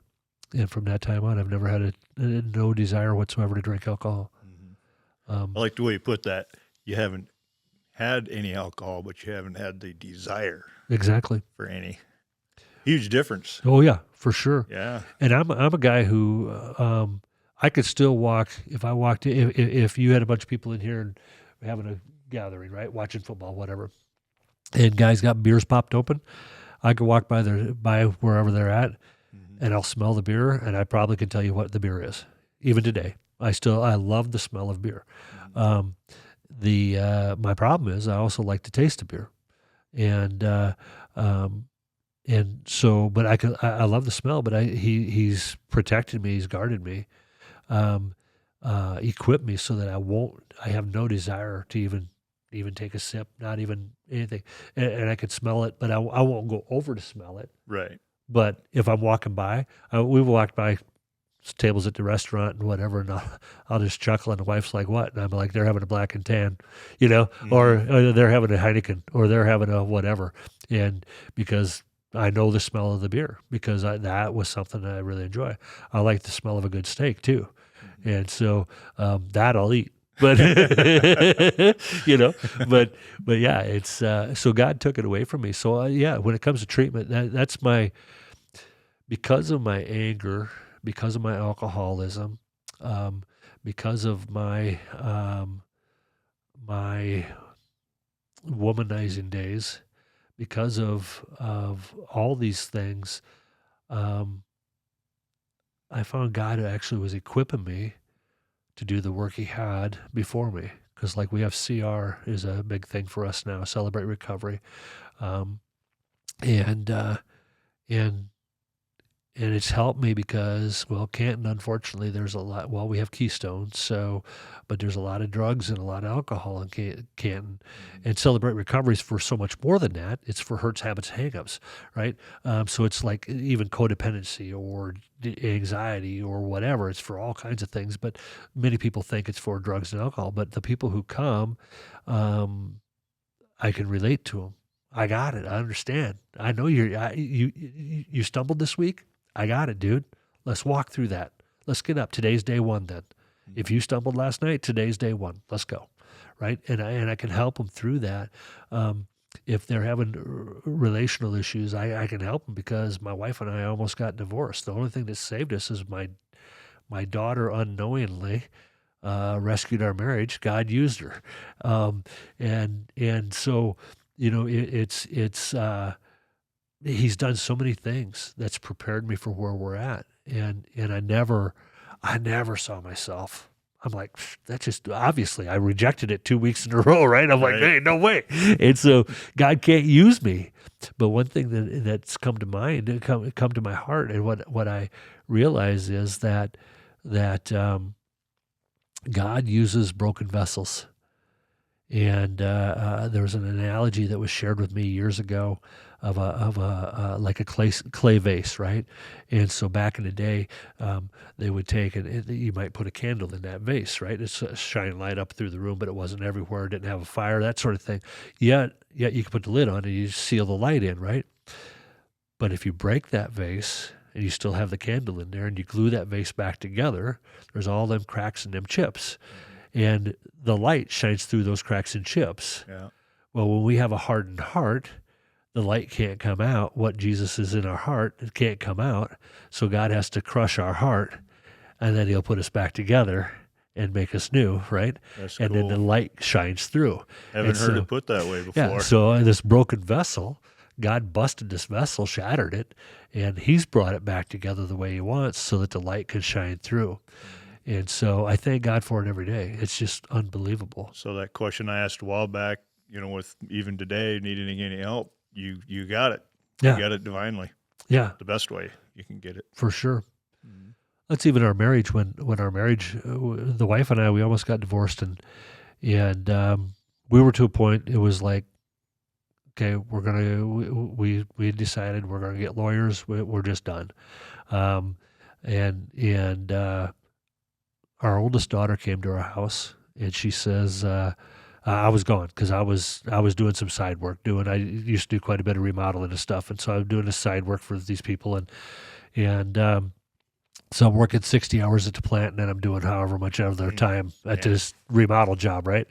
And so my daughter comes over, and she sees Joe, and she says, well, Mom, would you and Shell be willing to go to Weekend to Remember with Ben and I? And Joe's like, if Shell says yes, I'll go. And Weekend to Remember is, I don't know if you've ever heard of it, but it's a weekend marriage retreat. And so you go there Friday night. They tell you everything you could do wrong, have done wrong, or never even thought about doing wrong in your marriage, right?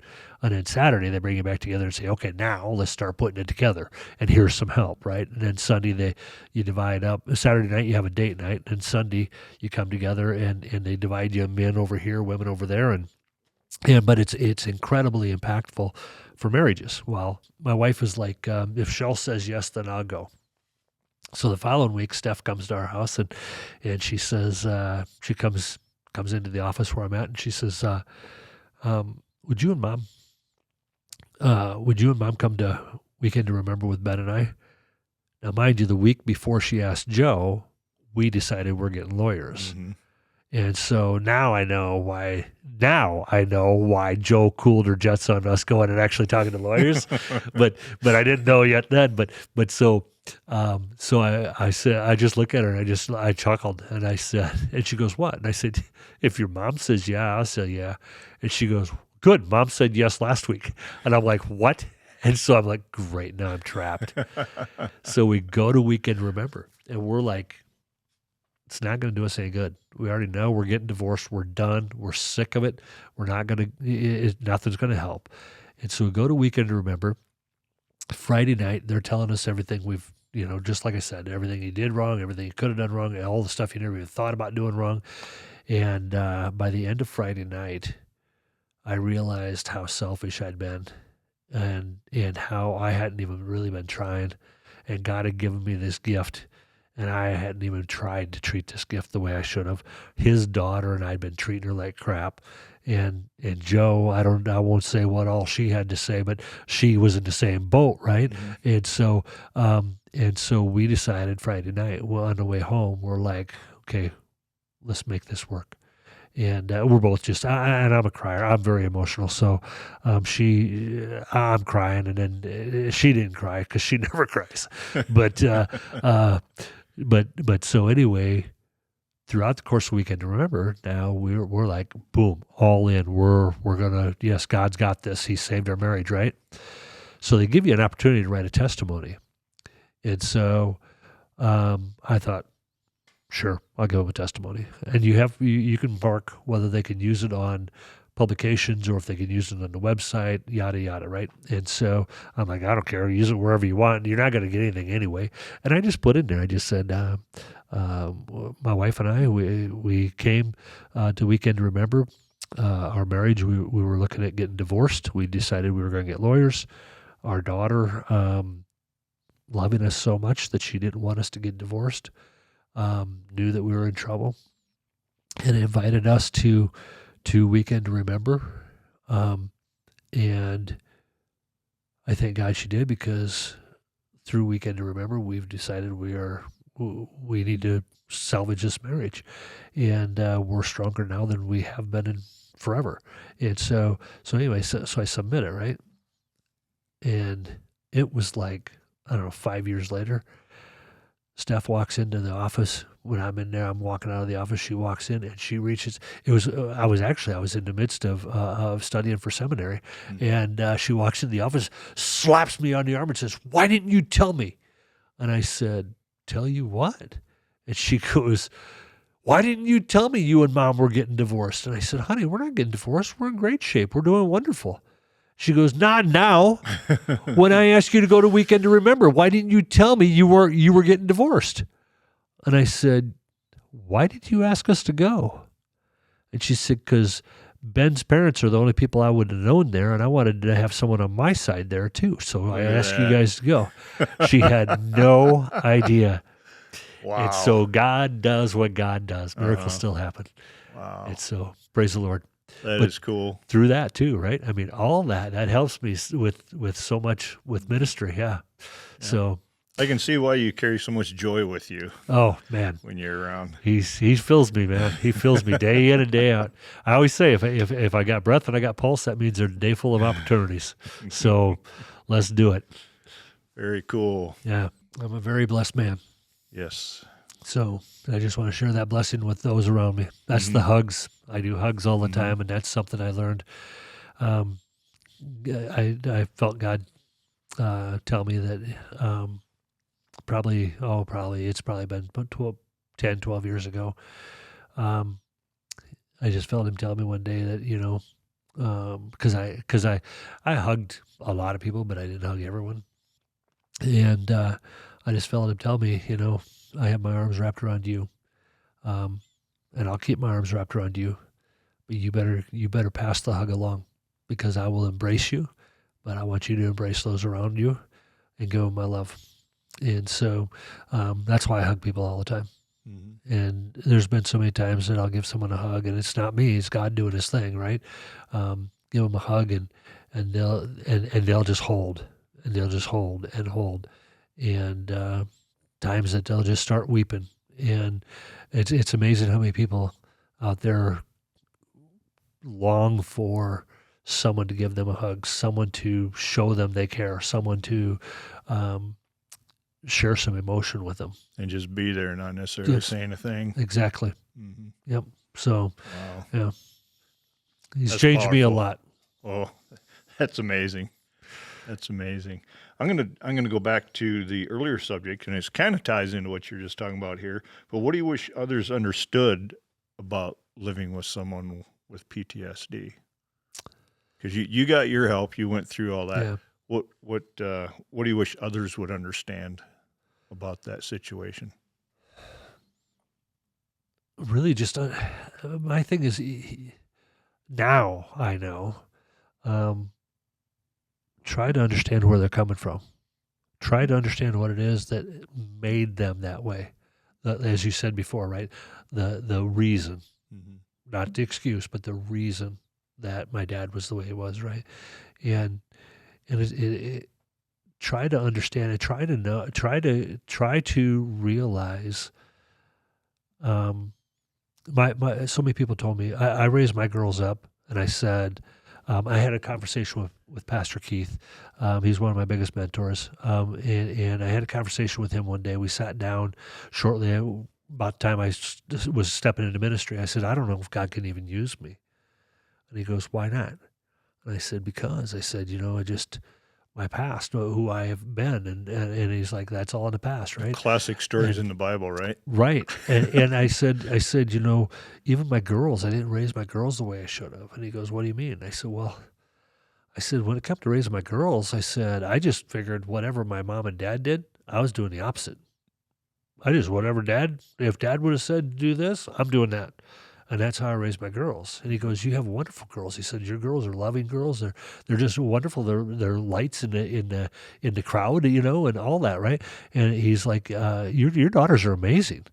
And I'm like, oh, that's because of God, not because of me, because all I did is the opposite of whatever. And he says, think about this. What if you, instead of raising your daughters the opposite of what your dad would have raised them, what if instead you would have raised them the way your Heavenly Father would have you raise them? And I was like, wow, that's all different. Mm-hmm. That's all different, a whole different Father. And so I would say,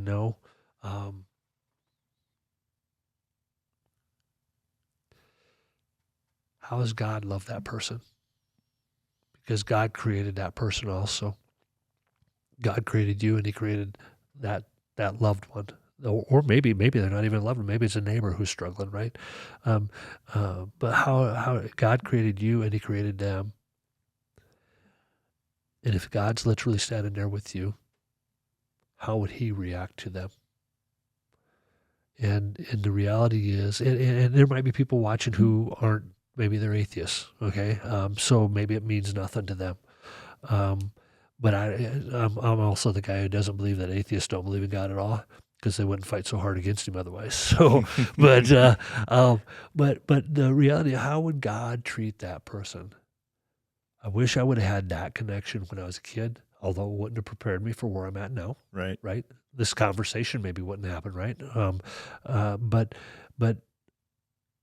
if you're struggling, if you're relating to someone or trying to relate to someone who is struggling because of PTSD, whether it's military or not, right? It could be law enforcement, it can be fire department, it can be any of that, right? Absolutely. So any emergency responder. But so we don't always know what all they went through. We don't, in fact, most of the time, we don't know even the tip of the iceberg of what they went through. So God knows all of it. How do you think God would respond to them? How do you think God would interact with them when they're losing their temper? God understands temper. He understands that we struggle with it. God, if you read the Bible, there was a couple times that God got upset in there. So you know what I mean?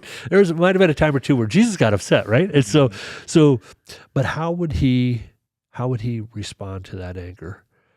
How would he respond to that person who's getting depressed, the person who's getting suicidal, the person who is getting distant?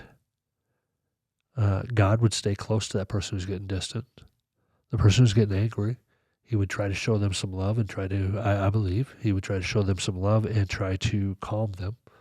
The anxiety, he would try to ease their, whatever that looks like. And it all depends on the certain situation, whatever situation you're in, right? As to what you should try to do. But I think if you ask God to start with, Lord, how do you want me to deal with this? How do you want me to walk with this? And I can say, I wish I'd have done that, because I didn't. Instead, I turned to, like as I said earlier, right? There was times that there was ways that I hated my father, and even with that love that was down deep, I still, and so I get this not easy, but man, if we would try to love, try to understand. And I had plenty of guys tell me, hey, you're too mushy, you're too emotional. No, I don't think I am, because we have a God who's very loving and very emotional. We see his joy in his word. We see his anger in his word. We see his hurt in his word. We see his encouragement in his word. And I think that's what we need to do. We need to try to encourage them in one way or another. My dad, there was times that the best thing, now looking back, the best thing I could have done was just be quiet and just let him vent. He can vent. That's fine. Because there was times that I know now he wasn't mad at me. It just came out. Right. And so had I instead, maybe if I'd have just sat with him, maybe when he's talking about how he can't do anything right, instead of me being a rebellious teenager and going, you're pretty close. Instead, if I'd have said, Pops, you don't get it all wrong. Yeah, you make mistakes. So don't I. So don't everyone else. And just try to walk with them in that, and then try to encourage them to seek some help. And one thing that's different now than what it was when I was growing up is that we have PTSD now, right? There's a knowledge of it, and there's more people. I think the pride level, the stubborn pride level, foolish pride level, I think that's come down a lot. Not that there isn't any, but I think most people. I agree. I think if you'll have a conversation with them, then don't be judgmental to them. Don't be like, you're an idiot. How come you're always losing your temper? Why don't you do something? Instead, hey, have you ever thought about, and just or have a somebody saying conversation. that stuff to themselves. Right. Yeah, just as damaging. exactly. Exactly. Yep. 100%. So that's what I would say. It's a good way to put it. Is there anything, any time frame that we haven't touched on that you would like to tell, whether it be a story or discussion or anything like that? And it's fine if not. Yeah. I don't know.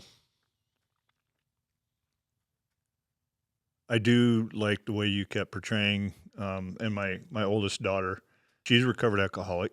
She went through Keystone. We went to the family day and stuff there and Yep. had some emotional times and things. And that's the thing she's always said is that she wouldn't give up any of that for anything because every step brought her to where she is. Yep. So, people that have regrets, you just have to let go of it. Yeah. And it's easier said than done.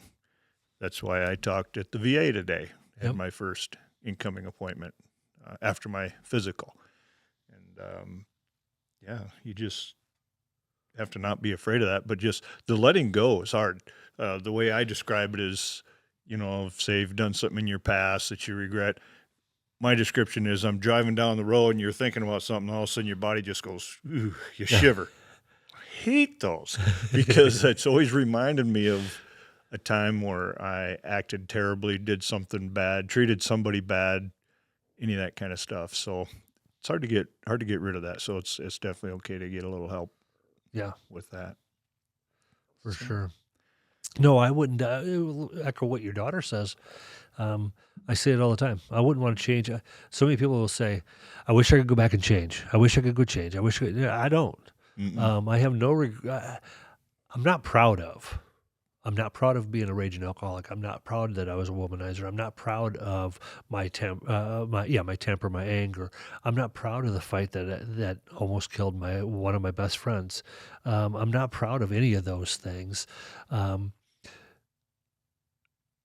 I also, if I went back and changed any of that, it would change who I am. And there's somebody I wouldn't be able to have a conversation with. Mm-hmm. There's somebody I wouldn't be equipped to talk with. It just made me into who I am now. And so if I went back and took out the alcohol, well, then where would I have gone? What would I have done, right? And I'm like, no, don't want that. If I went and took away the anger, if my earliest vivid childhood memory that I have is me in a fight defending a girl, even if I was only in first grade, yep. Right? If I went and took that away, well, then what would be my first, what would be my first memory? What would be what would be form me into who I am? Where would I be at, right? And I'm just like, you know what? God had a plan through the whole thing, and we have a mighty God, and I trust. It's like people who try to tell me we should add this to the Bible or take that out of the Bible. We have a mighty God, or man screwed up when he put stuff in the Bible, right? We should have had this there and should have took that out, right? And I'm like, no, you serve a different God than I do, because my God's mighty enough that he made sure every word is in there that he wanted in there, and he kept every word out that he wanted out. In fact, the lost scrolls, I believe, were lost for a reason. And I'm not saying that they're bad. I'm just saying he didn't want it in his word, in his love letter to us, right? Mm-hmm. And so I think it's the same thing with my life, that all those good things, all those bad things, all made me into who I am, so that I'm the living, walking love letter that God desires for me to be for those that I come into contact with. Mm-hmm. And I don't, so I wouldn't want to change any of it. Not at all. It's good to hear. Yeah, not at all. So, like I said, you're carrying a lot of joy with you. Oh, I try. Because there's only, how long have you been on the Love Inc. board? Less than a year, right? Yeah. Well, yeah. Like 9 months, 6 months? Well, or no, we have a meeting every 2 months, and I've had 2 meetings. Karen asked me about being on the Love Inc. board when Pastor Clay was leaving, Yep. and to take his place. And I said, okay. Which happened to be chair. Which she did not tell me. And so then once so we're talking, and Pastor Clay's there, we're talking. And so once I say yes, I'll go ahead and I'll come on the board. I need to get someone on the board, so I'll just come on the board. And then she says, well, Pastor Clay's the chairman. Would you be the chairman? And I'm like, okay, I guess. Well, then it's after that. It's a few weeks later. She says, oh, I got to talk to you about something. Mm-hmm. And she's like, I'm retiring. I'm like, okay. Well, that's too bad, but okay, we'll get, hopefully you can get someone hired. And she goes, well, actually, as the chairman of the board, you're responsible for putting together a search committee. She doesn't hire her wait replacement. a minute. The board does. Yeah. I'm like, wait a minute. So, no, I was on long enough for her to throw in a couple extra things for me. So, but I wouldn't trade it for nothing. It's just like whatever. So, it's all working out. It's a good group. Yeah. It's a good group. Absolutely. I'm very blessed to be a part of it. And when it comes to that, Love Inc., just in case for people, Love Inc. is love in the name of Christ. And it's basically it's a clearinghouse for our ministerial association here in town. So like when people are struggling, when the lights are getting shut off, that sort of thing, they can come to Love Inc. and the ministerial and Love Inc. combine together, and we can help them get their lights back on or their gas back on, or maybe they're short on food. We can get them some food vouchers and gas and that sort of thing. So it's loving our community and serving our community. And Love Inc., they storehouse, so like a baby pantry and a food pantry and a personal health care pantry, and they also help get connected with all the different services around. And so being a part of it at all is just just another step in the ministry, just another blessing that God's allowed me to be a part of. And so I kind of wish I would have stepped on a long time ago. But again, then I wouldn't go change it because it is what it is, right? Yep. Because I probably never would have volunteered to be the chairman. So yeah, it's just it's just been a blessing, and I'm so stoked. So many of us are new on the board, or fairly new, a year or less, and so just been. But I believe that's all God's hand too, right? I mean, we have the new executive director. We're excited about that. We have the new call center coordinator. Excited about that. And new ministries that are going to come, and just more work that's needed. And I'm excited. I just really love all the board members. I knew a couple of you, but that's it. But others, like I'd heard of you before, but I'd never met you. So just super stoked about it, man. Just looking forward to what God's going to do through that. So for sure. Yeah. Well, cool. I have another question for you. Okay.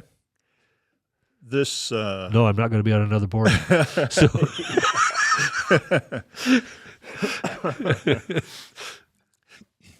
I started this podcast. It's a small channel, the whole 10 people that see this or whatever.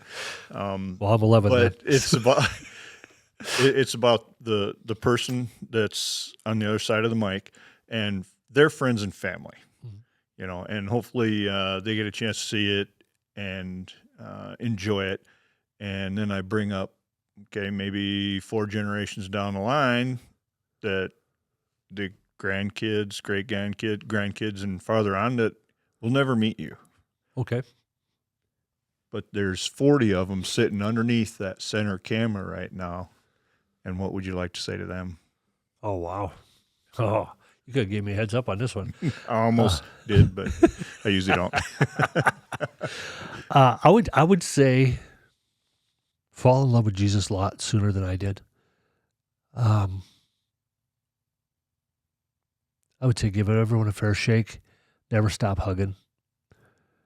If you haven't started, start hugging. Fall in love with Jesus.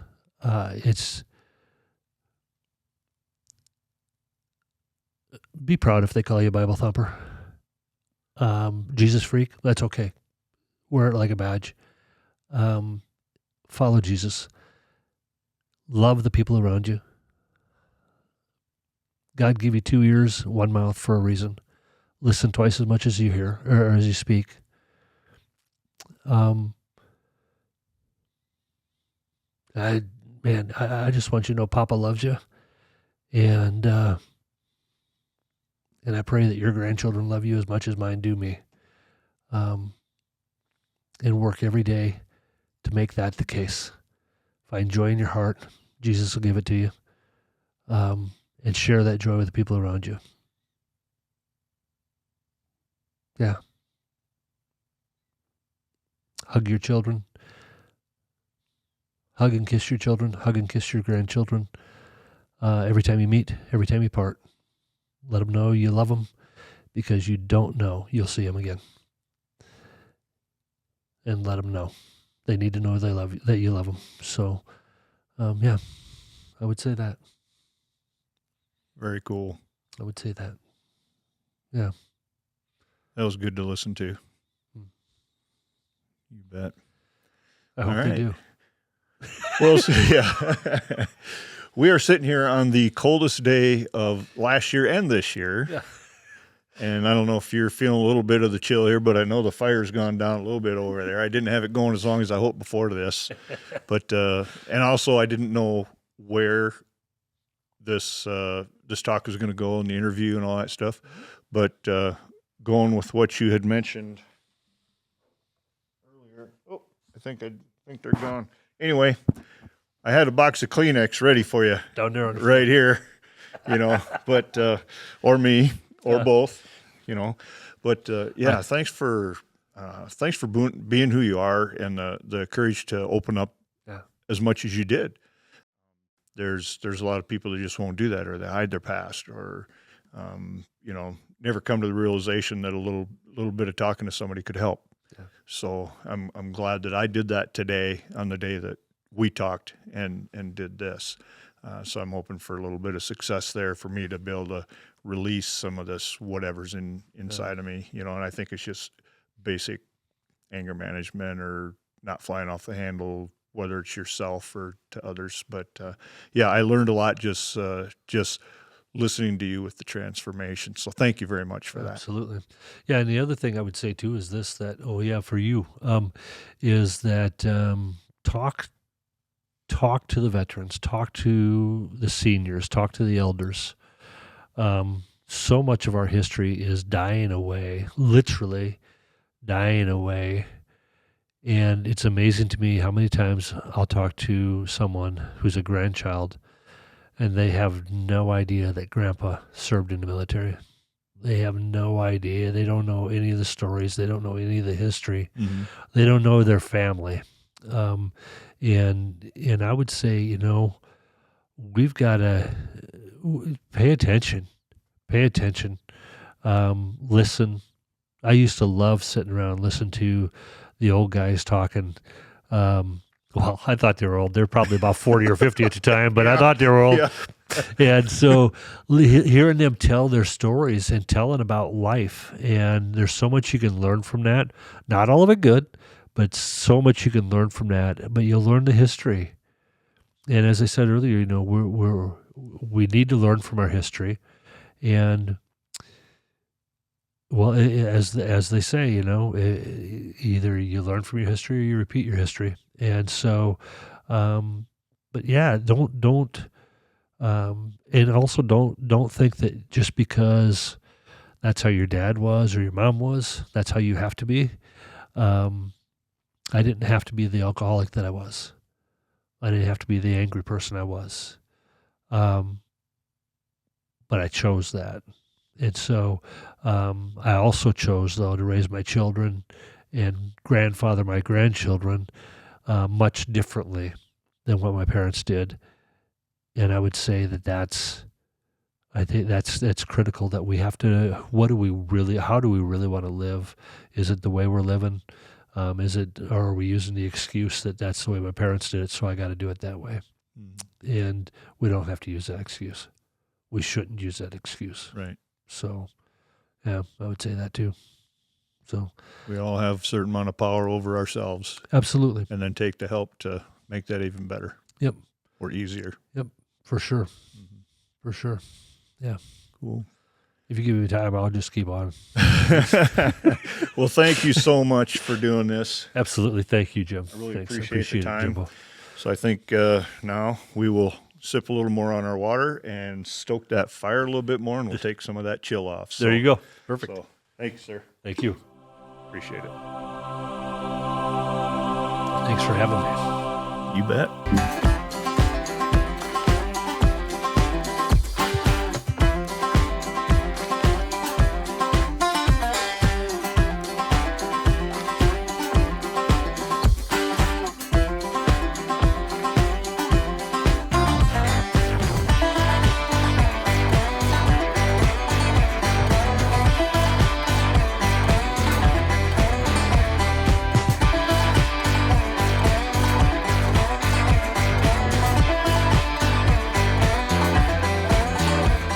I like that. Yeah, that was fun. That is yours, by the way, now. Oh, okay. Thank you. You worked hard for that. Yeah, I will stoke that fire though, but I'm sure there's plenty of heat Oh, as we get close to it. I was going to say plenty over there beside it, I'm sure. So